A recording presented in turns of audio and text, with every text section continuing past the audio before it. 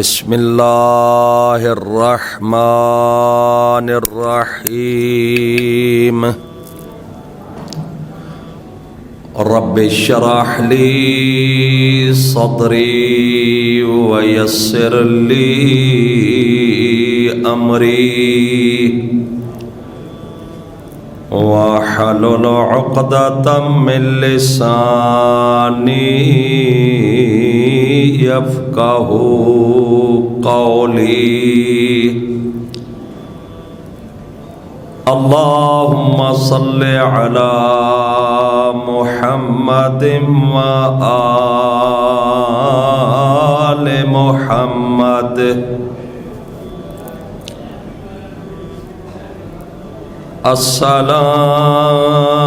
السلام علی الحسین وعلى علي بن الحسين وعلى أولاد الحسين وعلى أصحاب الحسين الذين بذلوا مهجهم دون الحسين عليه السلام صلوات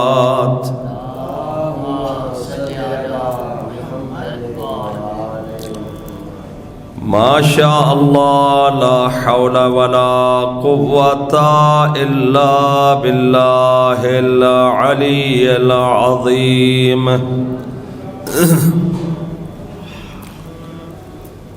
اعوذ باللہ من الشیطان الرجیم بسم اللہ الرحمن الرحیم الحمد للہ رب العالمین والعاقبۃ للمتقین الصلاۃ والسلام علی اشرف الانبیاء والمرسلین ابی القاسم محمد صل علی محمد وآل محمد وعلى آلہ الطیبین الطاہرین المعصومین المنتجبین المنتخبین المظلومین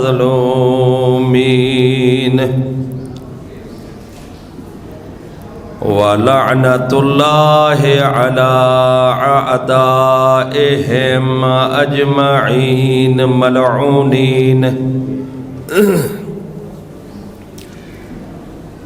من یوم عداوتہم الی یوم الدین اما بعد فقد قال اللہ سبحانہ وتعالی بسم اللہ الرحمن الرحیم وَإِذْ قَالَ لُقْمَانُ لِابْنِهِ وَهُوَ يَعِظُهُ يَا بُنَيَّ لَا تُشْرِكْ بِاللَّهِ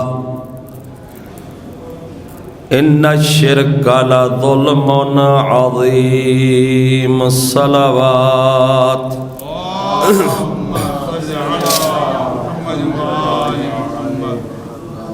خالق کائنات آپ کی عبادات کو قبول فرمائے، خالق آپ کی دعاؤں کو مستجاب فرمائے، خالق لم یزل ولا یزال ہم سب کو ریاکاری سے محفوظ فرمائے اور عبادات میں اخلاص عطا فرمائے۔ مل کر بآواز بلند صلوات۔ اللهم صل على محمد وآل محمد۔ یقیناً جیسا کہ آپ کی خدمت میں کئی بار عرض کیا ہے، اساس العقیدہ اور عقیدہ کی بنیاد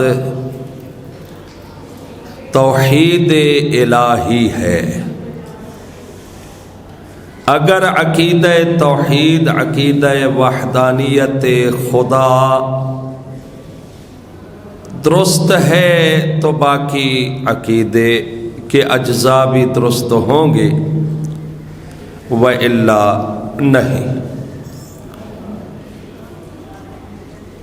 حضرت لقمان حکیم کا کلام نقل ہوا ہے قرآن میں۔ یہ قول، یہ واقعہ اللہ نے بیان فرمایا ہے۔ یاد کرو میرے مصطفیٰ اس وقت کو، اس قال لقمان، جب لقمان نے کہا اپنے بیٹے سے، اس حالت میں کہ وہ اپنے بیٹے کو نصیحت فرما رہے تھے۔ کیا فرمایا؟ لقمان نے یہ کہا تھا، یا بنیا، اے میرے پیارے فرزند، لا تشرک باللہ، اللہ کے ساتھ کسی کو شریک مت ٹھہرانا۔ کیوں؟ ان الشرک لظلم عظیم، شرک بہت بڑا ظلم ہے۔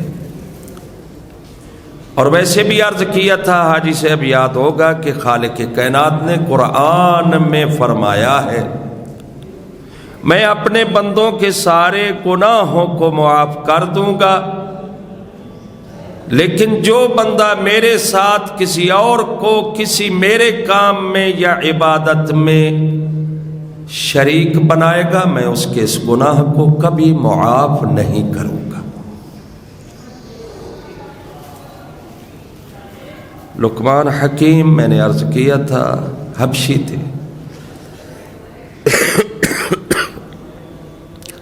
حضرت داؤد علیہ السلام کے رشتہ دار تھے۔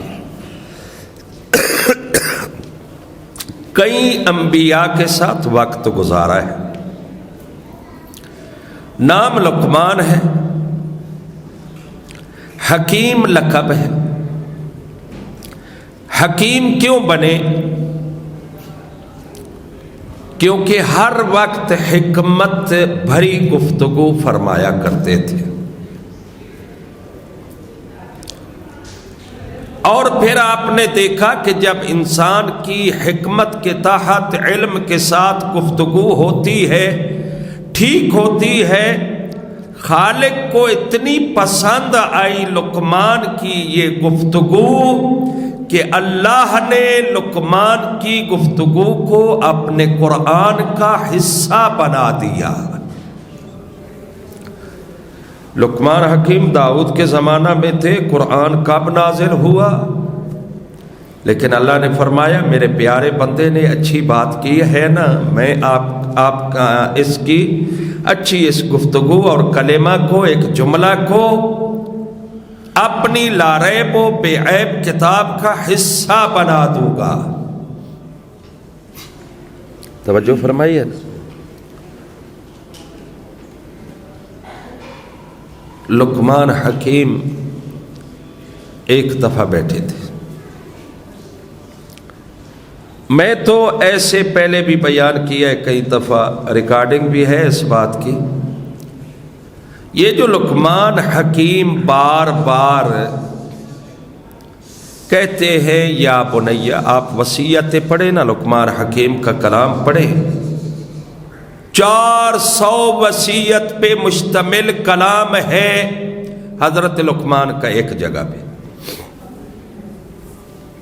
کیا فرماتے ہیں؟ یا بنیا، اے میرے بیٹے، اب اس میں حاجی صاحب دو احتمال ہیں. آپ بزرگ ہیں، آپ کسی کو بھی مخاطب ہوں گے تو آپ کہیں گے بیٹے کیسے ہیں آپ، بیٹے میرا ساتھ دو، بیٹے یہ کام کر لو، بیٹے یہ کام کر لو. ضروری نہیں ہے کہ آپ کا صلبی بیٹا ہو. تو لقمان حکیم کی ہر بات میں یہی ہے اے میرے بیٹے. تو دو احتمال ہو سکتے ہیں. پہلا احتمال ہے کہ اپنے نسبی بیٹے صلبی بیٹے کو اپنے پاس بٹھاتے تھے اور نصیحت کرتے تھے، لیکن اس پہ یہ اشکال ہے کہ لقمان حکیم تو صرف اپنے بیٹے کو ہی نصیحت کرتا تھا، کسی اور کو نہیں. تو دوسرا احتمال مجھے قوی ترین اور بہترین ترین لگتا ہے، وہ یہ ہے کہ لقمان حکیم نے لمبی عمر پائی ہے اور اس علاقہ کے لوگوں میں سب سے زیادہ عمر والا لقمان حکیم تھا. اب وہ کسی کو بھی مخاطب ہوتے تھے تو فرمایا کرتے تھے اے میرے پیارے بیٹے میں تجھے یہ بتا رہا ہوں، اس پہ عمل کرنا ہے. تو اس میں دائرہ وسیع ہو جاتا ہے اور اسی کو عقل قبول کرتی ہے کہ لقمان نے نصیحت کو اپنے گھر تک محدود نہیں رکھا بلکہ ہر کسی کو نصیحت کی. ایک دفعہ اب میں نے یہ بتا دیا اپنا بیٹا ہے، دوسرے ہیں، یہ آپ ذہن میں رکھیں، پھر سوچتے نہ رہیں کہ اب کس کو کہا ہے. کہا لقمان نے یا بنیا لقد خدمت 400 نبی و اخذت من کلامہم 4 کلمات. یہ عجیب بات ہے. روایت میں روایت اسی طرح ہے، ترجمہ میں بتا دیتا ہوں. حضرت لقمان حکیم فرماتے ہیں میرے بیٹے میں نے 400 نبی کی خدمت کی ہے.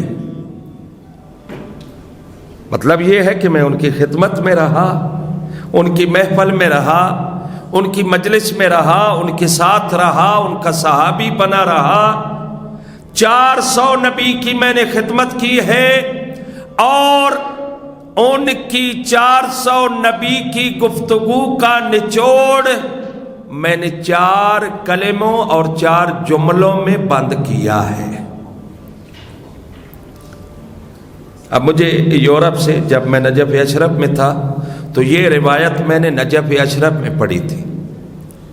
تو ایک یورپ میں رہنے والے عالم دین نے مجھے فون کیا کہ یہ 400 ہے یا 4 ہیں.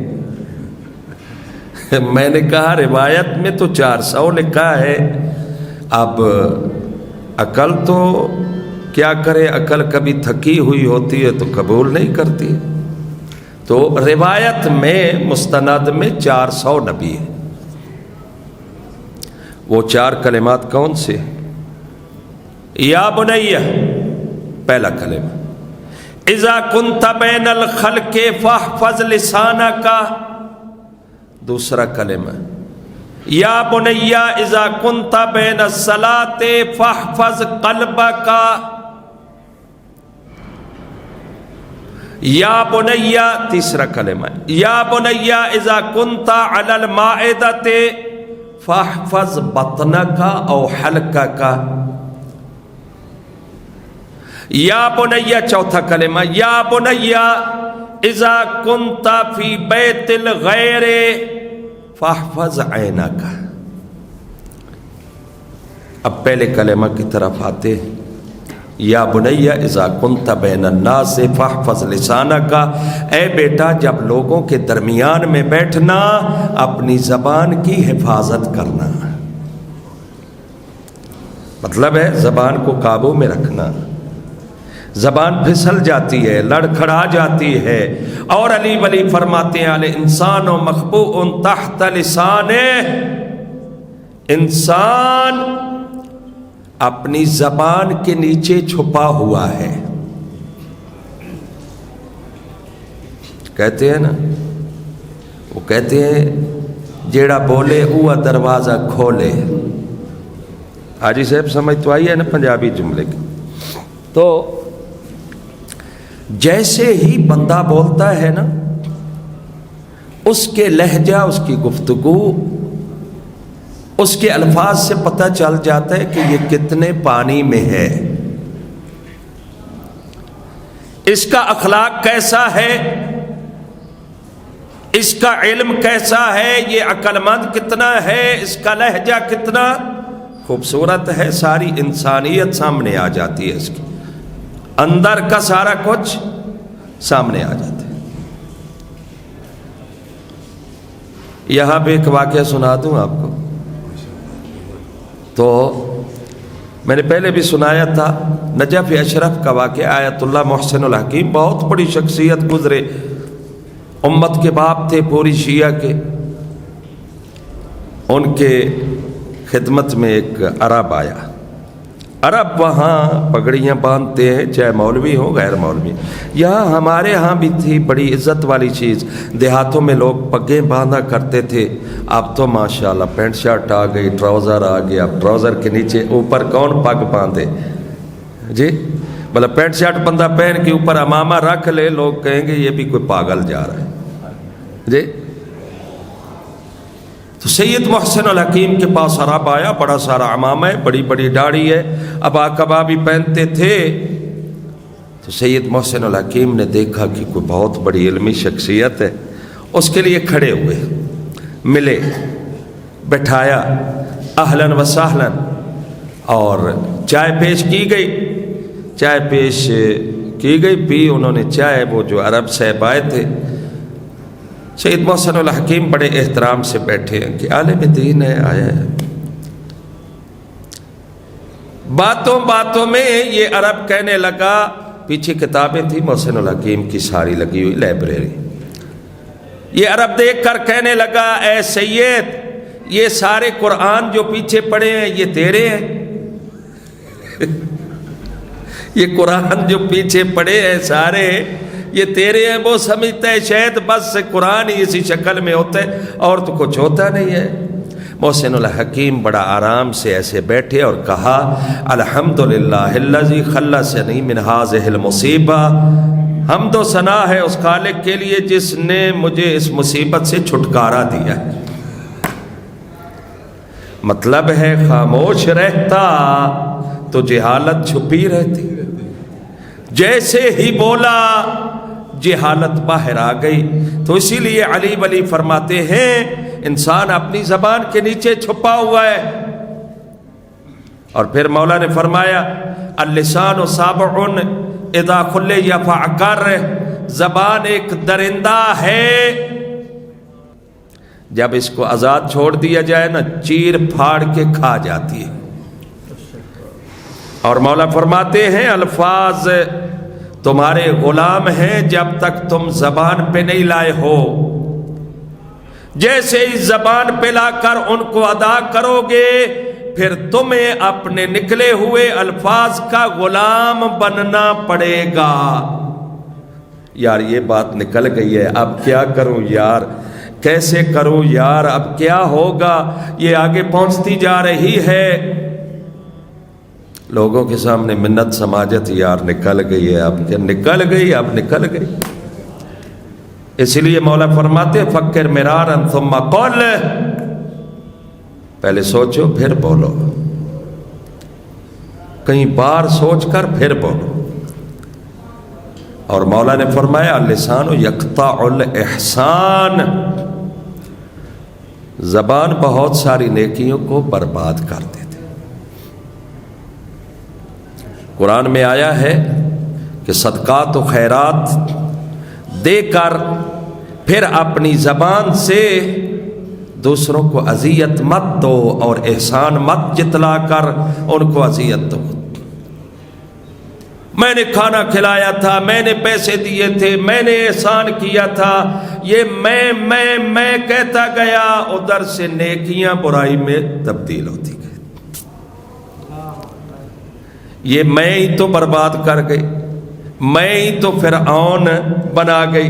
انا ربکم الاعلی، میں تمہارا بڑا رب، میں میرا تو خیال ہے اگر میں اور انا اچھا لگتا ہے تو ذات خدا کے ساتھ لگتا ہے. کہتے ہیں نا میں مر جائے نا تو بندہ ٹھیک ہو جائے. میں نے بہت ساروں کو برباد کر دیا. کاظمی صاحب توجہ ہے نا جی. تسبیح سے ایک دانہ روک کے تھوڑا بول لیا کرے. صلوات پڑھیے بلند آواز.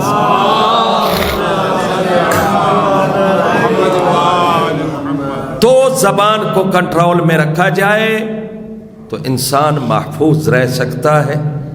بہت ساری چیزیں اس کے اندر کی اندر ہی رہ سکتی ہیں. بہت سارے اس کے راز محفوظ رہ سکتے ہیں. لہذا بہتر ہے. اور پھر مولا نے فرمایا یاد رکھو خاموشی چلاتے